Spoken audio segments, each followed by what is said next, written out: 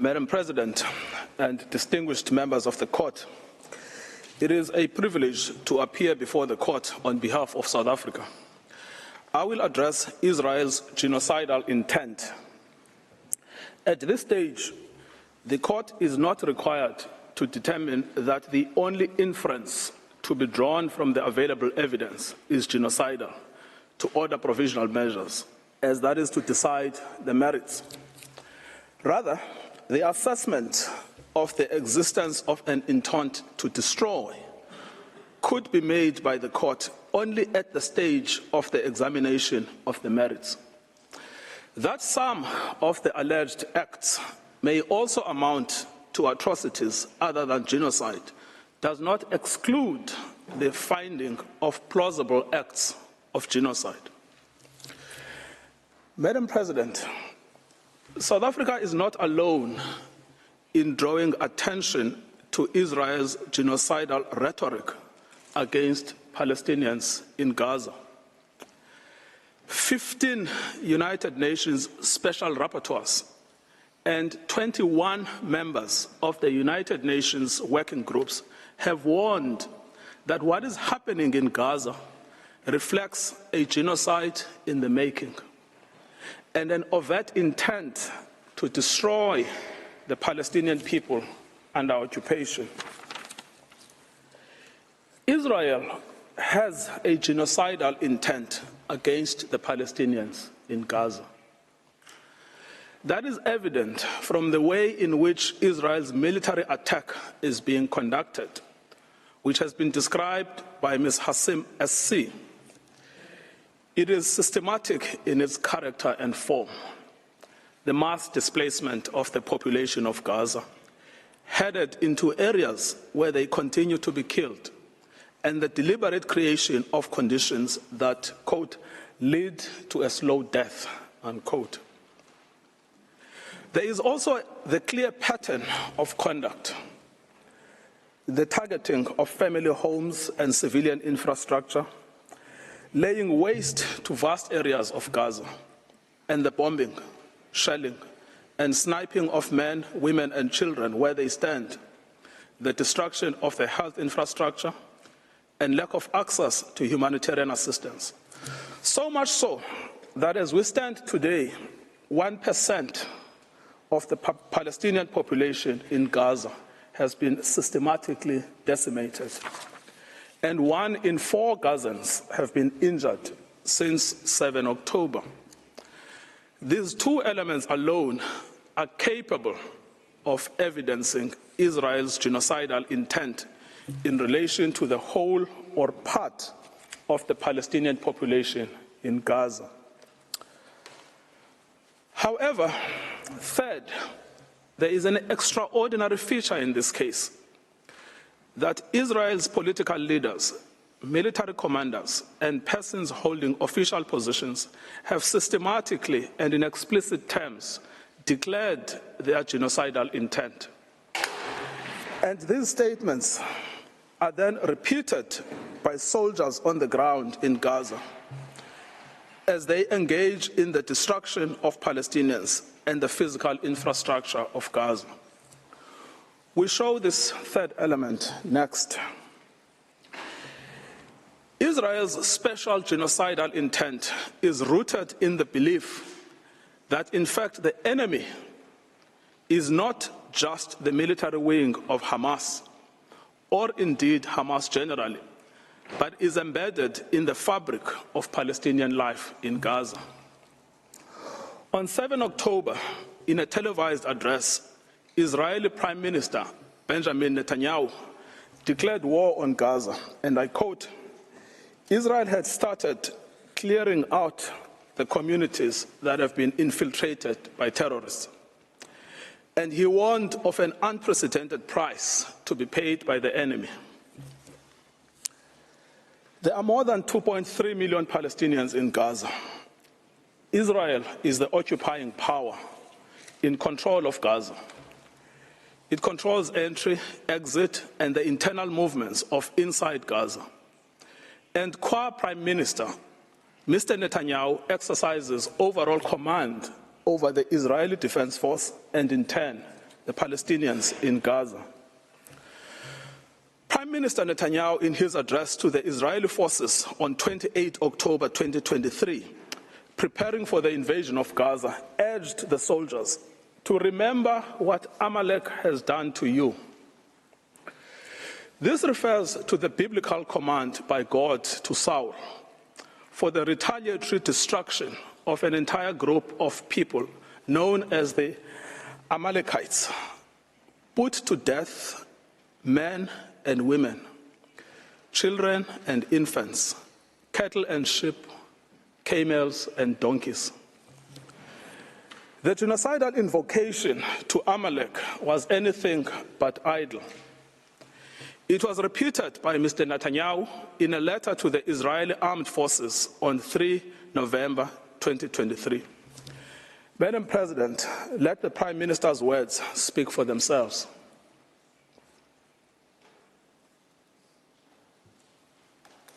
Has done to you, says our Holy Bible, and we do remember and we are fighting our brave troops and combatants who are now in Gaza or around Gaza and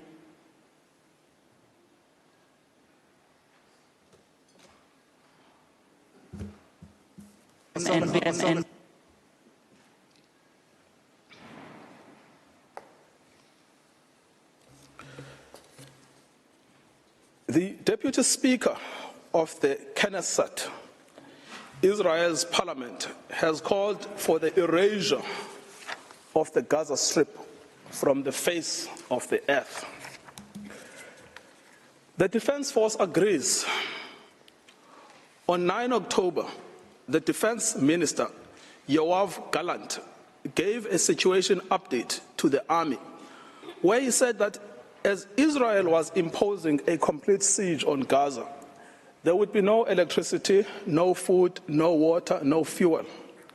Everything would be closed because Israel is fighting human animals. Speaking to troops on the Gaza border, he instructed them that he has released all the restraints and that Gaza won't return to what it was before. We will eliminate everything. We will reach all places. Eliminate everything. Reach all places without any restraints. The theme of destruction of human animals was reiterated by an Israeli army coordinator of government activities in the territories on 9 October 2023, who, in an address to Hamas and the residents of Gaza, stated that Hamas has become ISIS and that the citizens of Gaza are celebrating instead of being horrified. He concluded that human animals are dealt with accordingly.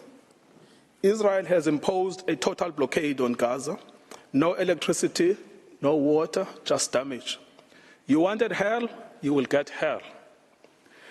The language of systematic dehumanization is evident here. Human animals. Both Hamas and civilians are condemned. Within the Israeli cabinet, this is also a widely held view. The Minister of Energy and Infrastructure, Israel Katz, called for the denial of water and fuel, as this is what will happen to a people of children killers and slaughterers. This admits of no ambiguity.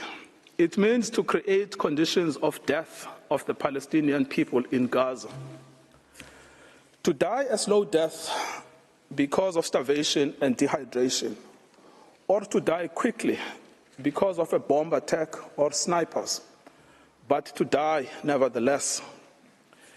In fact, Heritage Minister Amichai Eliyahu said that Israel must find ways for Gazans that are more painful than death. It is no answer to say that neither are in command of the army. They are ministers in the Israeli government. They vote in the Knesset and are in a position to shape state policy.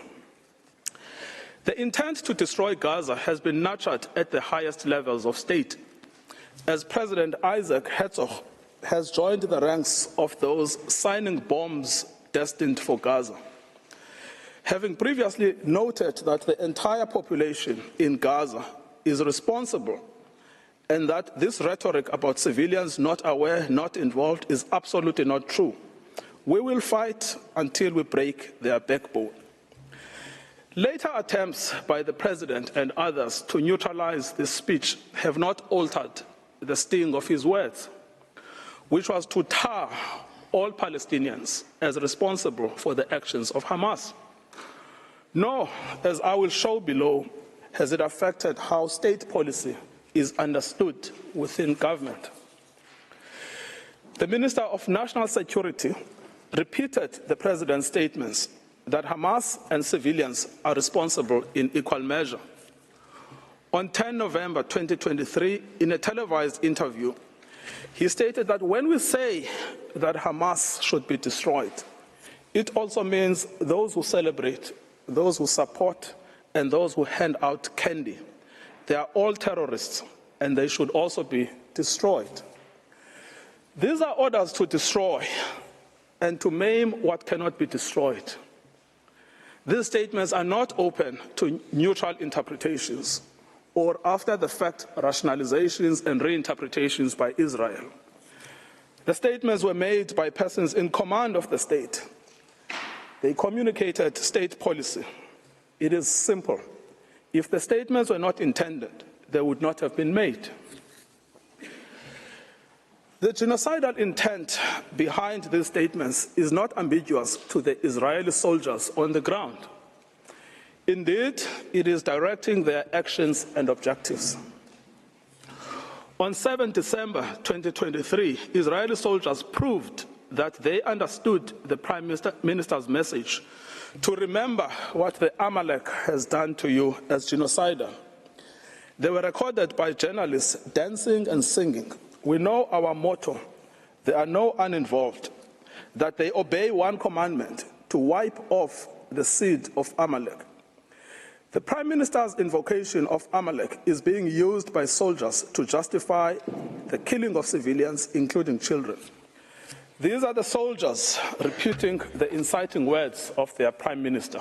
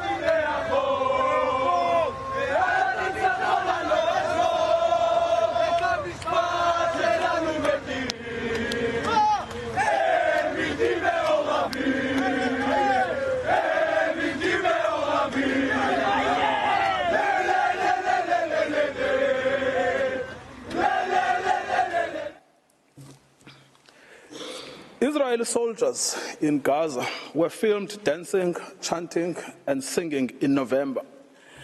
May their village burn, may Gaza be erased. There is now a trend among the soldiers to film themselves committing atrocities against civilians in Gaza in a form of snuff video. One recorded himself detonating over 50 houses in Shujaiya. Other soldiers were recorded singing, "We will destroy all of Khan Yunis and this house. We will blow it up for you and for everything you do for us."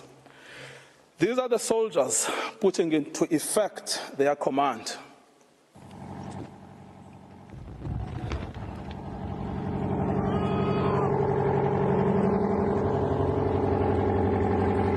שכונת סג'אעיה ז"ל, נחל עוז, בעזרת השם יהיה לכם.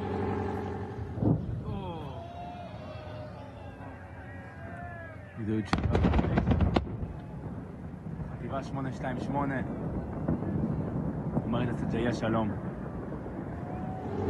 מדהים. 30 בתים, גדוד 749.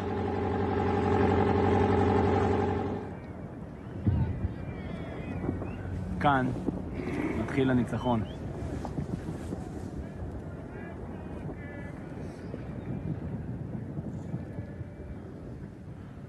עם ישראל חי.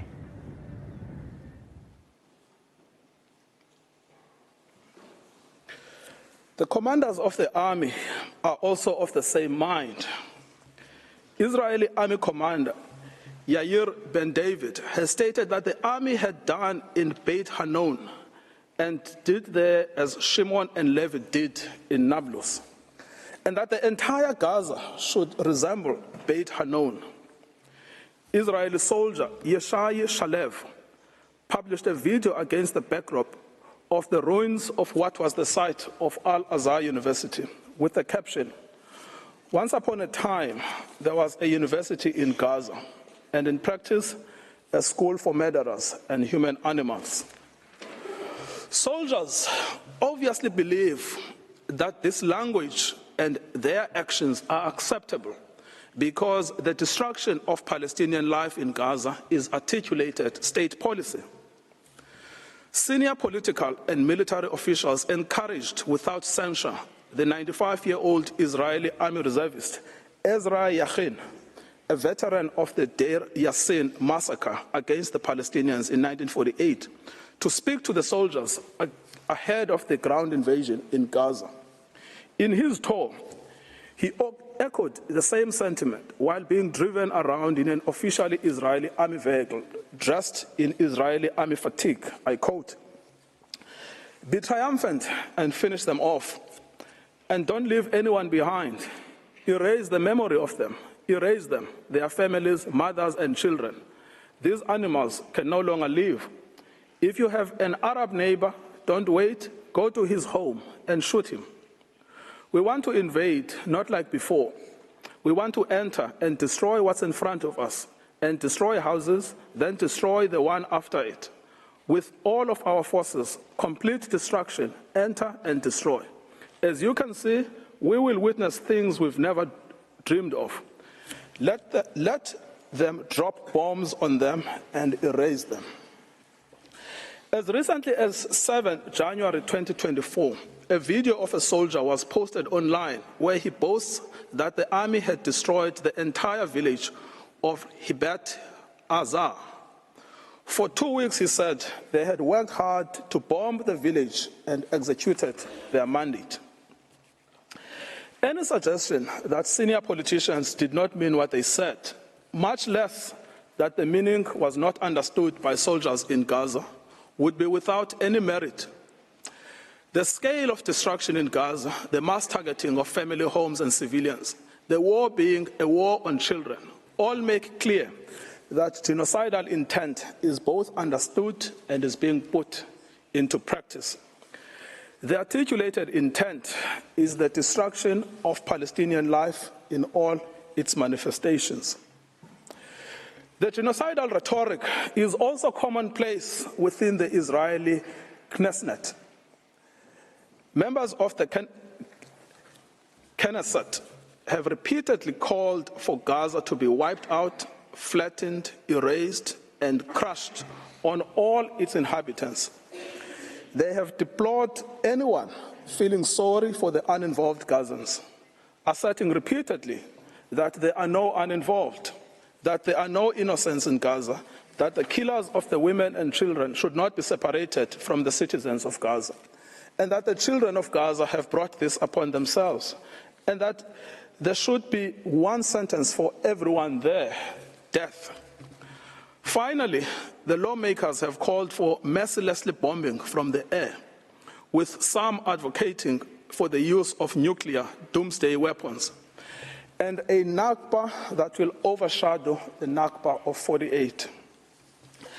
The Prime Minister's genocidal speech has gained ground among some elements of civil society.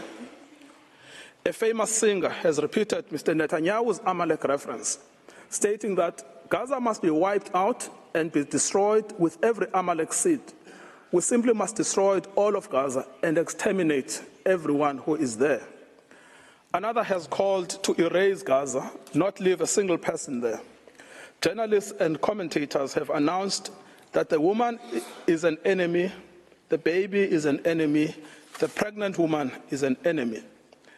That it is necessary to turn the strip into a slaughterhouse. to demolish every house our soldiers come across, exterminate everyone. The intentional failure of the government of Israel to condemn, prevent, and punish such genocidal incitement constitutes in itself a grave violation of the Genocide Convention. We should recall, Madam President, that in Article 1 of the Convention, Israel confirmed that genocide, whether committed in time of peace or in time of war, is a crime under international law, and it undertook to prevent and to punish it as such. This failure to prevent, condemn, and punish such speech by the government has served to normalize genocidal rhetoric and extreme danger for Palestinians within Israeli society. As MK Moshe Sada from the Likud party has said, the government's own attorneys share his views that Palestinians in Gaza must be destroyed. I quote, "You go anywhere and they tell you to destroy them. In the kibbutz, they tell you to destroy them. My friends at the state attorney's office who fought with me on political issues in debate said to me, it is clear that we need to destroy all Gazans. Destroy all Gazans." Israel is aware of its destruction of Palestinian life and infrastructure. Despite this knowledge, it has maintained and indeed intensified its military activity in Gaza. As to full awareness, in the week after 7 October, NGOs and the United Nations warned of an unprecedented humanitarian crisis in Gaza. The UN stated that actors must allow humanitarian teams and goods to immediately and safely reach the hundreds of thousands of people in need. So right from the beginning, Israel knew that it was depriving water, food, electricity, and essentials for survival. It said so. Everything is closed. It has known that it was depriving Palestinians of health care and treatment for injury in the middle of an unprecedented bombardment, of food and water, and of other essentials for survival. This prompted the World Health Organization to say, "We are on our knees asking for sustained, scaled-up, protected humanitarian operations, appealing to all those in a situation to make a decision or influence decision makers to give us the humanitarian space to address this human catastrophe." Despite this knowledge, Israel continues to target infrastructure essential for survival: water and sanitation infrastructure, solar panels, bakeries, mills, crops. It bombs hospitals, decimating the healthcare system. It targets aid workers and the infrastructure of the United Nations. It is because of the policy of Israel that Gaza has become a place of death and despair. In conclusion, Madam President, many propagators of grave atrocities have protested that they were misunderstood, that they did not mean what they said, and that their own words were taken out of context. What state would admit to a genocidal intent? Yet, the distinctive feature of this case has not been the silence as such, but the reiteration and repetition of genocidal speech throughout every sphere of state in Israel. We remind the court of the identity and authority of the genocidal inciters: the Prime Minister, the President, the Minister of Defense, the Minister of National Security, the Minister of Energy and Infrastructure, members of the Knesset, senior army officials, and foot soldiers. Genocidal utterances are therefore not out in the fringes, They are embodied in state policy. The intent to destroy is plainly understood by soldiers on the ground. It is also fully understood by some within the Israeli society, with the government facing criticism for allowing in any aid to Gaza on the basis that it is recanting on its promise to starve Palestinians. Any suggestion that Israeli officials did not mean what they said or were not fully understood by soldiers and civilians alike to mean what they said should be rejected by this court. The evidence of genocidal intent is not only chilling, it is also overwhelming and incontrovertible.